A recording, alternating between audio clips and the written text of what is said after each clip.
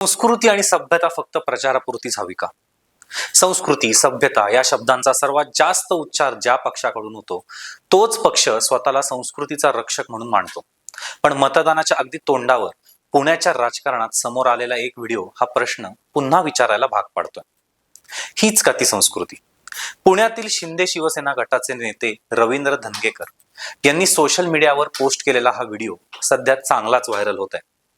या व्हिडिओमध्ये शिवाजीनगर मतदारसंघातील भाजप उमेदवाराच्या पतीचा डान्स बार मधील कथित प्रकार दाखवला असल्याचा दावा करण्यात आलेला आहे. महिला नर्तिकेवर नोटा उधळताना दिसत असल्याचं सांगितलं जात असून यावरून सार्वजनिक जीवनातील आचरणावर गंभीर प्रश्न उपस्थित झालेला आहे. एकीकडे व्यासपीठांवरून संस्कृतीची शिकवण, नैतिकतेचे धडे आणि सभ्यतेच्या गप्पा, आणि दुसरीकडे असे दृश्य जर समोर येत असेल तर मतदारांचा प्रश्न स्वाभाविक आहे.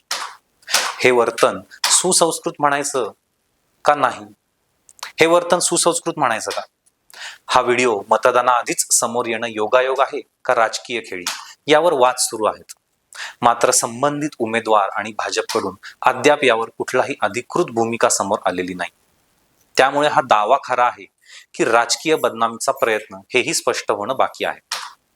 पण एक गोष्ट मात्र नक्की, संस्कृती फक्त भाषणात नसते तर ती वागण्यांमधून दिसते. आता निर्णय मतदारांच्या हातात आहे.